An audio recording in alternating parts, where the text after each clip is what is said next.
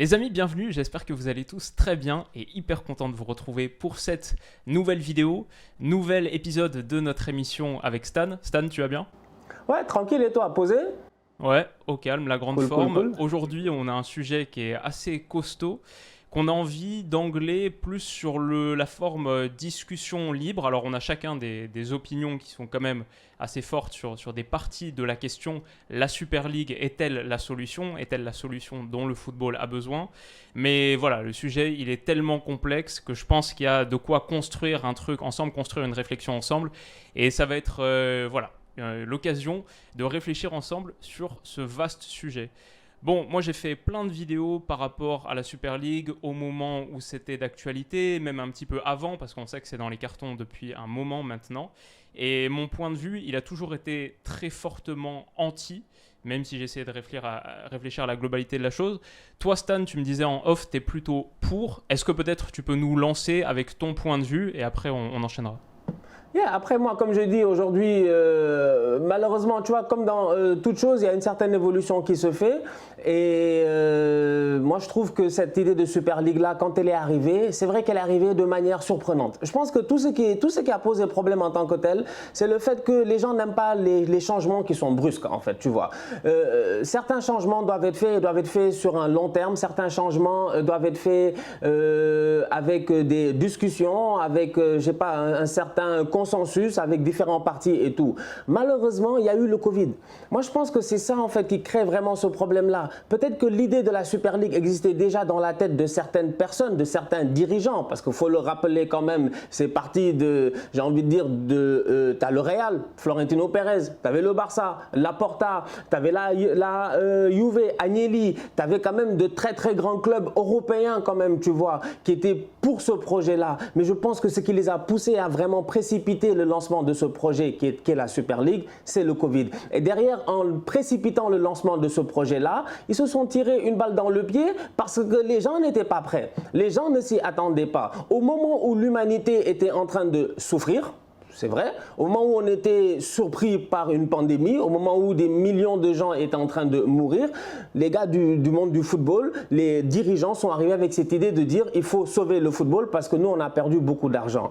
Maintenant moi j'enlève un peu l'aspect sentimental et je me mets dans l'aspect business aujourd'hui et je me dis à la fin de la journée, franchement je suis désolé, tous ces clubs-là, leur but c'est au-delà même de créer des résultats, d'avoir un palmarès, de faire plaisir aux supporters et tout ça, c'est de générer de l'argent. C'est de faire de l'argent. C'est pour cela qu'on a des tournées nord-américaines en été. C'est pour cela qu'il y a des gros contrats de sponsoring, etc. à gauche et à droite. Et comme je dis, ce Covid-là a fait perdre beaucoup d'argent à ces clubs-là. Et donc, du coup, quand ils arrivent avec cette idée de Super League-là, je ne la trouve pas forcément farfelue. Maintenant, dans l'idée, on peut débattre.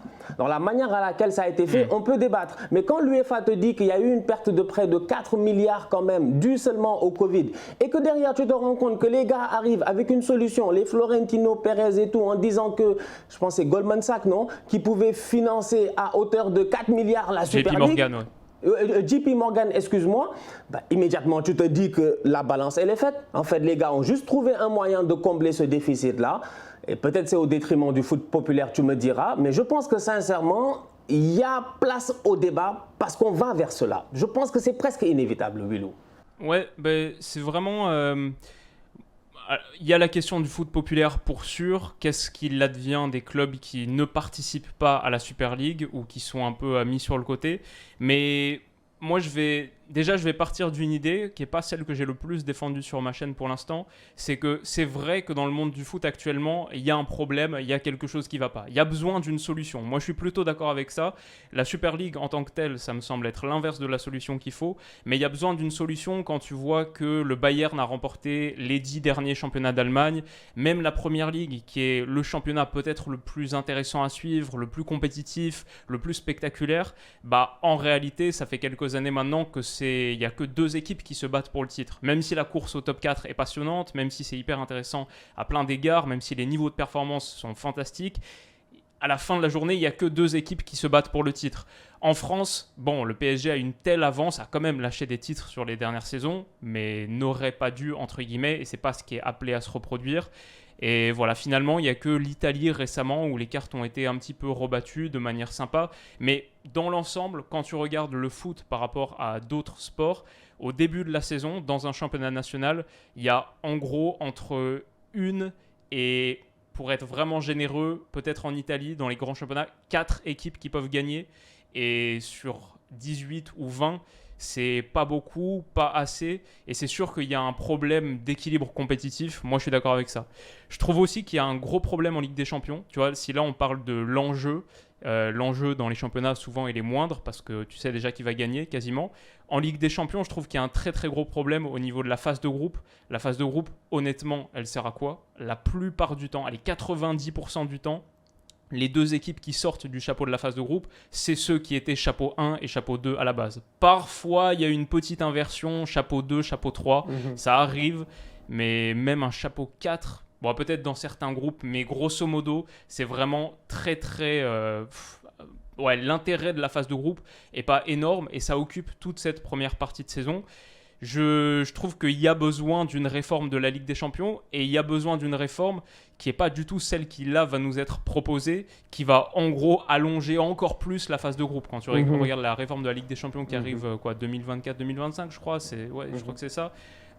Encore plus de matchs de phase de groupe, encore plus de matchs sans enjeu. Et ça, tu vois, c'est quelque chose qui montre que même l'UEFA ne s'est pas correctement saisi du dossier pour aller dans le bon sens. Parce que si on essaie de réfléchir à le problème du foot, la Super League est-elle la solution? C'est qu'on se dit, est-ce qu'il y a un problème? Et quel est le problème? Pour moi, le problème, c'est manque d'enjeu dans beaucoup des ligues. Et les ligues qui sont censées être le summum de notre sport, ça manque pas mal d'enjeux et trop de matchs aussi pour des footballeurs qui à la fin de saison parfois finissent avec 60 matchs dans les jambes, ce qui entraîne déjà un risque de blessure accru. Ça, on peut dire ils sont très bien compensés pour ce risque, etc. À la rigueur, pourquoi pas, même si je trouve que c'est pas fou. Mais aussi, ça entraîne une diminution de la qualité du spectacle et du niveau d'excitation pour un match. Aujourd'hui, il y a des matchs tout le temps, quasiment tous les jours ou tous les 2 jours, peut-être, j'ai envie de dire même le lundi, tu as des matchs. Il y a des matchs tout le temps en fait maintenant. Et ça a perdu ce côté rare et excitant. Et ça, pour moi aussi, c'est un problème. Réduction du nombre de matchs et plus de matchs à enjeu. Pour moi, ça, ce serait la vraie grosse solution. Du coup, j'ai pas mal d'idées pour aller dans ce sens, qui ne sont pas forcément celles de la Super League. Mais toi, déjà, tu dirais, comment est-ce que tu définirais la question du problème du foot? Tu as parlé un peu de l'aspect financier. Est-ce que pour toi, le problème du foot, c'est que les clubs manquent d'argent ou est-ce qu'il y a autre chose? Non, moi, l'aspect financier reste encore au centre de l'affaire. Toi-même, tu sais, l'argent, c'est le nerf de la guerre, Willou. En fait, dans cette affaire-là, toi, depuis tout à l'heure, je t'écoute parler et je me rends compte que finalement, ce que tu me dis là, mais c'est l'argent. C'est l'argent, Willou. Tu me dis effectivement, il y a plus de matchs. Ils augmentent la Ligue des Champions. Mais moi, j'ai vu le truc là. Moi, j'ai eu mal à la tête. En fait, j'ai même pas fait de vidéo là-dessus parce que je sais même pas comment l'expliquer aux gens. Tu sais, les gens me disent, ouais, Stan, le nouveau. Je dis, je ne sais pas. En fait, je ne sais plus les trucs de réforme là. Ça commence à nous fatiguer. La Coupe du Monde à 48 par-ci, les trucs par-là et tout. Ils augmentent. Pourquoi? Pour plus de droits télé, plus d'argent, plus de revenus, etc.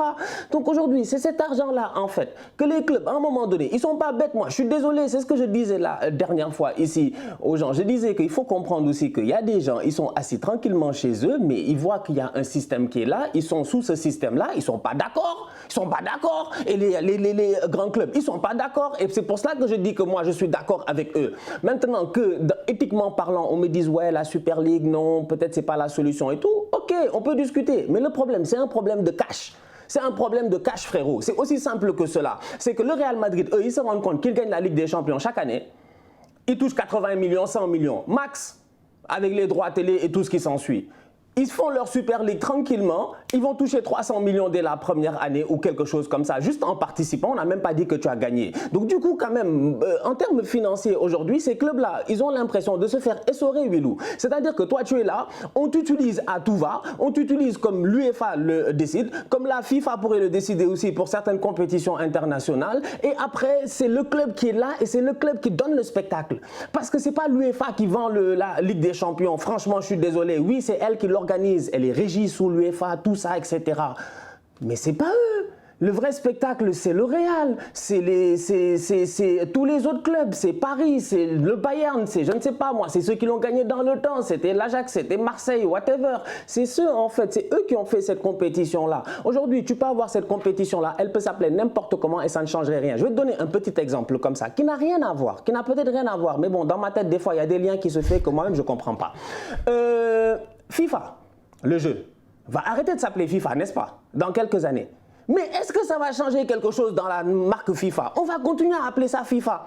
On va tous dire, ouais, je joue à FIFA. On va pas dire, je joue à whatever, ils vont appeler ça soccer, je ne sais pas comment. Franchement, on va continuer à dire, je joue à FIFA. Parce que la marque, c'est EA Sport. Et EA Sport a développé quelque chose d'assez solide aujourd'hui pour avoir mis Konami sur le banc à un moment donné, etc.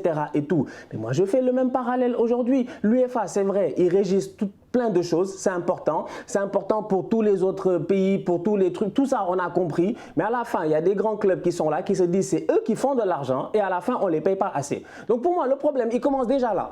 C'est l'argent. Pour moi, tout le problème, c'est l'argent. Après, on peut parler d'éthique. Mais il faudrait d'abord que les choses soient peut-être divisées de manière plus équitable et que ces clubs-là aient plus de décision et de pouvoir de prise de parole au niveau de ces instances-là. Et j'ai l'impression peut-être qu'ils ne sont pas écoutés.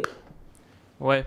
Mais le truc, c'est que, disons que, effectivement, l'UEFA, moi, j'y suis pas particulièrement attaché, je m'en fiche de qui organise la compétition, et c'est vrai que c'est les grands clubs qui font cette compétition, même s'il y a un peu l'historique, même s'il y a la petite musique, etc. C'est les matchs, et c'est les joueurs, et c'est les clubs qui font l'attrait. Mais ensuite, une fois que tu as dit ça, c'est quelle direction est-ce que tu prends? Parce que ces gros clubs aient besoin de plus de revenus où ils ont droit, entre guillemets, parce que c'est eux qui génèrent la plus grande partie de ces revenus, bah ça, ok, à la rigueur, pourquoi pas, même si ça se discute aussi dans une certaine mesure. Mais je veux dire que si c'est pour écarter 90% du paysage footballistique, si c'est pour faire une ligue fermée, je pense qu'au bout d'un moment, même l'intérêt pour cette compétition, il va diminuer. Ça m'a l'air d'être quelque part une sorte de poursuite court-termiste, de se dire, voilà, on va faire gonfler nos revenus en faisant une compétition entre nous, en ayant de meilleures dotations, etc. Mais au bout d'un moment, enfin, je sais pas, moi, l'attrait historique de la Ligue des Champions, c'est la diversité du continent européen aussi. Et pour autant, moi, je suis pas forcément fermé à quelque chose qui nous permet d'avoir plein de gros matchs, quelque chose d'hyper excitant et stimulant. J'adore les gros clubs, je suis pas du tout anti-gros clubs. Mais il y a quelque chose qui me gêne dans cette idée d'avoir systématiquement les mêmes qui soient là tout le temps et qui soit avec un statut de protégé. Tu sais, quand on évoquait le statut de la Ligue de la nouvelle compétition, c'était, tu avais les fameux clubs fondateurs qui en gros ne pouvaient jamais en sortir, qui chopaient plus d'argent que certains qui y participaient chaque année juste parce qu'ils étaient les fondateurs. Enfin, même la redistribution en fonction des performances, elle était risible, tu vois, genre remporter la Super League dans les plans qui étaient détaillés avec JP Morgan, etc. Remporter la Super League, c'était quasiment rien comme revenu par rapport au fait de juste y participer en tant que membre fondateur. Genre le Real allait prendre par exemple 200 millions d'euros chaque année juste pour y avoir participé et juste pour participer dans une compétition où de toute manière ils ne pouvaient jamais en sortir parce qu'ils étaient protégés.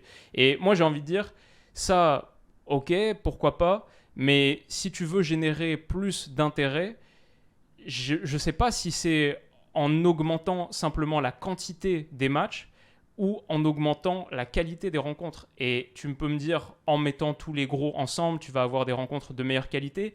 Mais ce qui fait la qualité, c'est aussi beaucoup l'enjeu. Et quand je vois le calendrier, le format qu'ils ont prévu pour cette Super League, c'est encore pire que la réforme actuelle de la Ligue des Champions. Il va y avoir encore plus de matchs de phase de groupe inutiles qui sont simplement là pour faire des Bayern Juve, pour faire des Real City et drainer l'intérêt de ces fanbases-là. Mais ça va être des matchs, comme on dit en anglais, des dead rubbers qui servent à rien, tu vois, qui te permettent même pas d'accéder à un prochain tour ou quoi.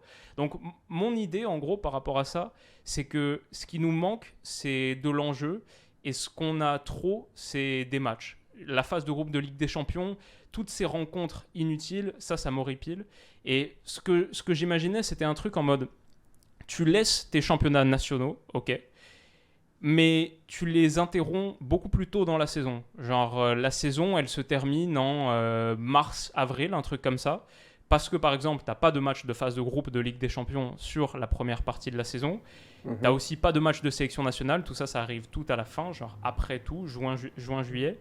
Et une fois que tu as fini ta saison de championnats nationaux qui est jouée intensément, de la première à la 38e journée ou 34e, là, tu regardes qui s'est qualifié pour une compétition européenne et tu fais dans la foulée les rencontres européennes, pas sur un système de phase de groupe, juste sur un système de play-off. Tu vois, ça ferait des play-offs européens pour les équipes qui se sont qualifiées dans leurs championnats nationaux. Parce que en gros, et je vais finir un peu là-dessus, pour moi l'idée c'est que le problème avec le problème que rencontre le monde du foot, parce qu'on mentionne souvent le basket, tu vois, le basket en NBA, ils réussissent à créer un spectacle qui est hyper excitant. Chaque année, et bon, le niveau de revenu est énorme, il y a des grosses franchises, mais il y a aussi de l'enjeu, tu vois, d'année en année, ça peut être une nouvelle équipe qui gagne à chaque fois, ça c'est hyper kiffant.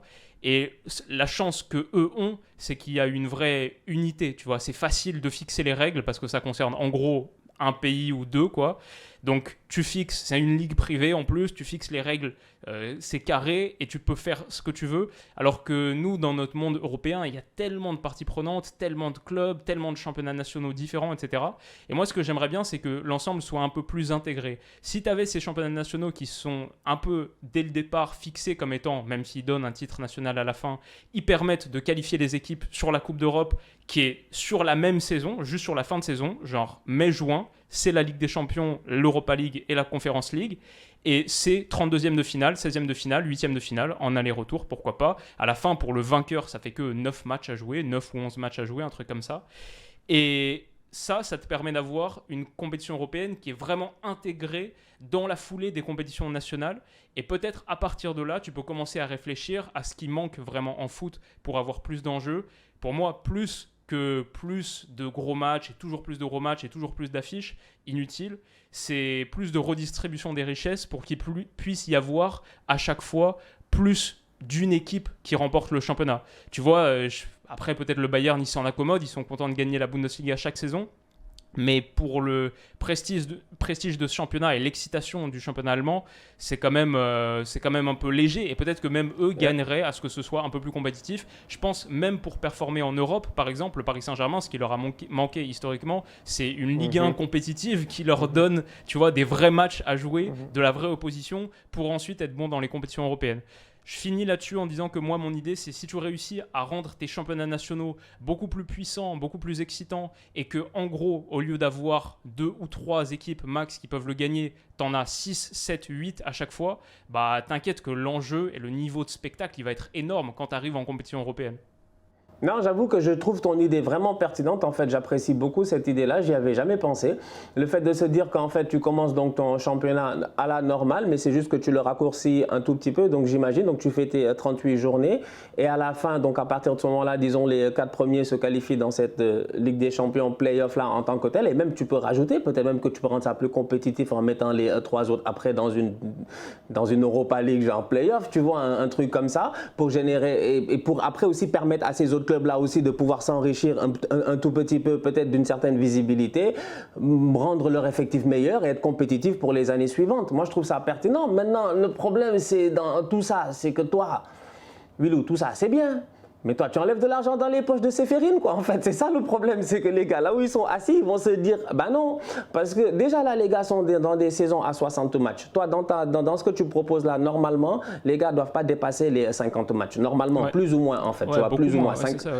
Si tu fais tes coupes nationales, et même là, il y a des pays où on a commencé à enlever une des 2 coupes et tout, donc ça va, c'est une cinquantaine. Là, ils sont à 60 et quelques, 64, je sais pas quoi, là, Liverpool, la saison passée. Donc ça commence à devenir un peu complexe, mais je suis tout à fait d'accord avec cette idée-là, moi je l'apprécie beaucoup, mais c'était pour dire que moi je suis je suis en raccord avec les clubs parce que je me dis que leur seule pensée, c'est une pensée financière de se dire qu'ils peuvent faire beaucoup plus d'argent parce qu'ils ont des marques qui vendent et ces grands clubs-là ont des marques qui vendent et ça c'est important et c'est comme ça que eux dans leur tête ils réfléchissent. Maintenant dans l'idée à laquelle la Super League a été faite, moi ça je suis pas d'accord parce que c'était injuste que Arsenal soit là alors que Arsenal n'est pas un club européen depuis quand même pas mal d'années. C'était injuste que, je sais pas moi, que d'autres clubs soient là pour X ou Y raison juste parce qu'ils ont des propriétaires riches ou quoi que ce soit.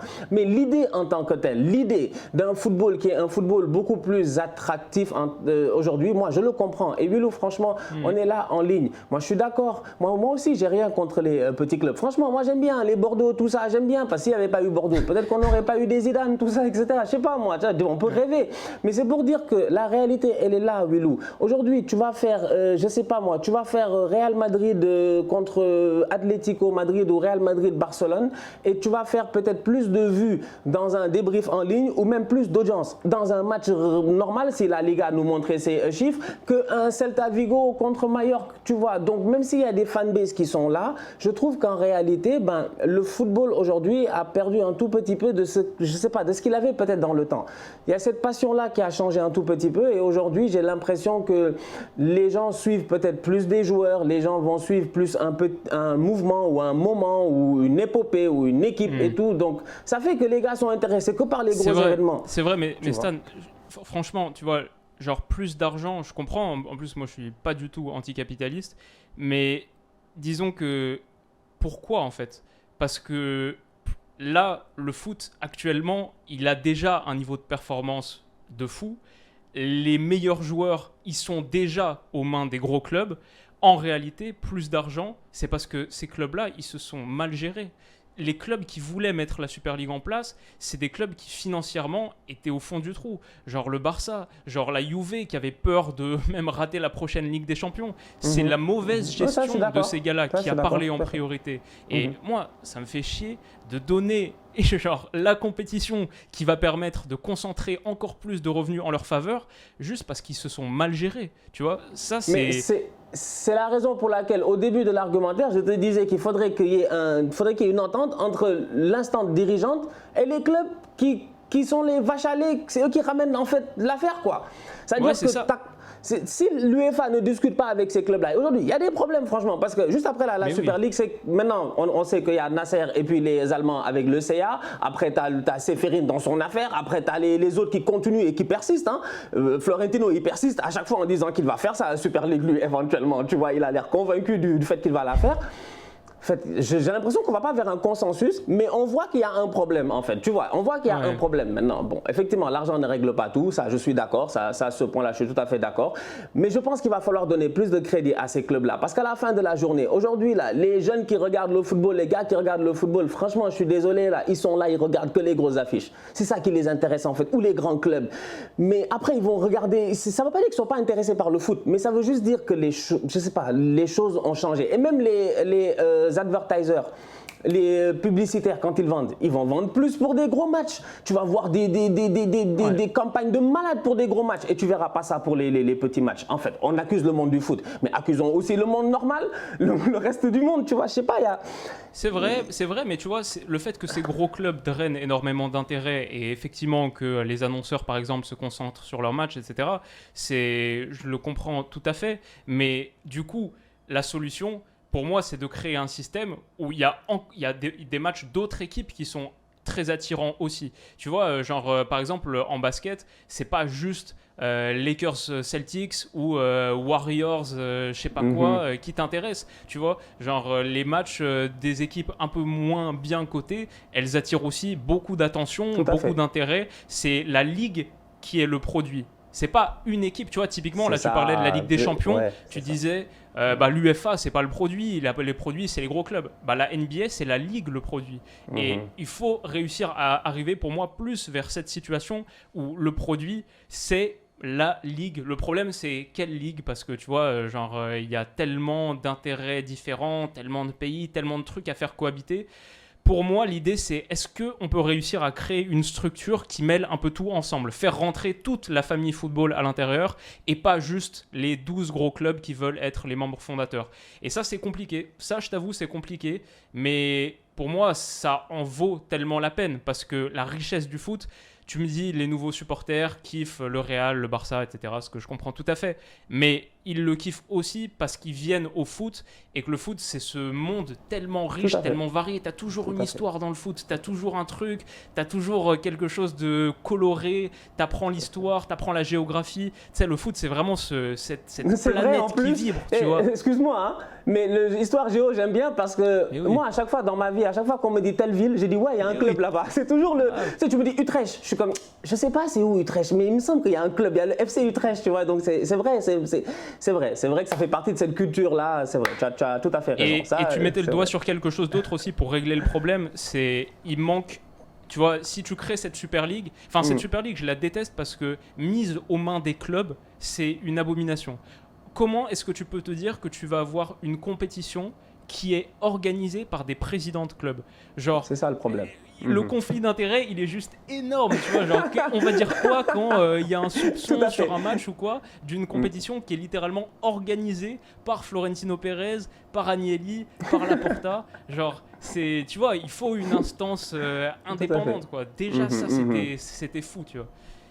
Ouais. Non, je suis tout à fait d'accord avec toi et j'ai même envie de finir sur cela et c'est pour cela que je dis, dans tout ce qu'on a évoqué, je pense que finalement on se rejoint sur les mêmes points et à la fin il va juste falloir, je pense, qu'il y ait un vrai consensus et que chacun il puisse y trouver voilà, son intérêt. Aujourd'hui j'ai l'impression que chacun a son intérêt, ils sont un peu divergents et c'est dommage parce que la passion qui nous rallie, comme tu dis, c'est le foot. C'est ça qui nous rallie en fait, mais en ce moment chacun a ses intérêts dans le football et ça c'est un peu dommage. En tout cas, on va voir ce que ça va donner. Et c'est des intérêts qui sont beaucoup drivés par leurs erreurs passées. Et encore une fois, vu qu'on finit là, moi je rappelle que je ne suis pas du tout anti-gros club. J'adore les tours finaux de la Ligue des Champions. J'adore voir les énormes matchs. J'adore le Classico. Aucun souci avec ça. Et du coup, ce serait kiffant qu'il y ait effectivement ce moment où ces énormes machines de guerre se rencontrent. Un monde où on les retrouve. Mais on les retrouve en Ligue des Champions dans les tours de fin. Et si on avait cette Ligue des Champions vraiment intégrée aux championnats nationaux sur la même saison, qui arrive comme un aboutissement de la saison actuelle, où tu as vraiment les champions nationaux qui sont là, et bah à la fin de saison, on aurait eu nos Real City, nos Bayern Juve, nos Barça, Manchester United, on les aurait eu ces matchs. Et à la fin, tu aurais le grand vainqueur de la saison. L'équipe qui a non seulement s'est qualifiée sur cette saison-là et en plus elle a gagné cette méga compétition, la Ligue des Champions format en 2-3 mois, le Final 32 quoi. Et je sais pas, il faudrait un truc comme ça. Peut-être que si tu as ça, tu peux commencer à réfléchir aussi à ce qui manque en foot, c'est un système de redistribution des richesses que tu intégrerais dans tes championnats nationaux, une forme de... Tu as la draft française, la draft espagnole, la draft italienne, que tu peux mettre dans les championnats nationaux pour redistribuer un peu plus. Bref, il y a beaucoup de choses à inventer. C'est un gros sujet très très complexe et j'ai envie de dire que je sais pas où est-ce qu'on s'en va, mais je pense qu'on s'en va vers ce genre de mouvement-là. On s'en va vers ça en fait. Je pense qu'on s'en va vers ça, peut-être beaucoup mieux structuré. Et comme tu dis, avec un organisme indépendant, c'est très très important. Voilà, évidemment, ça faisait aucun sens. Moi, Florentino, je parle de lui comme ça, mais j'ai pas confiance en lui. Hein, moi, les gars, j'ai pas confiance en lui. Je leur donne pas la compétition, jamais. Mais l'idée, comme je dis de base, elle est compréhensible. Et il faut pas oublier que c'est vrai, il faut une redistribution. Ça, ce que tu as dit, c'est tellement important. Cette redistribution-là, équitable, il la faut. On va voir où est-ce que ça va nous mener. En tout cas, la discussion, elle est là. Moi, j'ai hâte de voir les commentaires, voir ce que les gens vont nous dire, parce que je sais que ça avait énormément divisé en son temps. Donc, voyons voir où est-ce qu'on s'en va avec cette Super League-là, parce que Florentanos Pérez, là, il a l'air bien déterminé. Bon, alors voilà les amis, on va en rester là pour aujourd'hui. Il y aurait beaucoup d'autres choses à dire. Mais n'hésitez pas à nous communiquer vos opinions dans les commentaires. Comment est-ce que vous voyez la chose? Est-ce que le football a un problème tout court? Et ensuite, quel mécanisme est-ce qu'on pourrait mettre en place pour le ou les résoudre potentiellement? Je vous mettrai aussi dans la description et dans le commentaire épinglé non seulement la chaîne de Stan, allez vous abonner. On fait ces émissions quasiment 2 fois par semaine, même si là on part un petit peu en vacances, très régulièrement, et il y en a une sur ma chaîne, une sur la sienne, donc n'hésitez pas à y aller. Et je vous mettrai aussi les vidéos que j'ai faites sur la Super League sur les 2 dernières années. Je pense qu'il y en a 3 à peu près, donc voilà, plus de bagages. en espérant qu'une bonne solution sorte de tout ça. On Et si c'est la Super League comme on nous la présente, en espérant que personnellement ce soit le plus tard possible. Voilà, j'espère que ça vous a plu. Les amis, on se retrouve très vite pour une prochaine vidéo. Prenez soin de vous et de vos proches et à bientôt. Bisous. Ciao, ciao.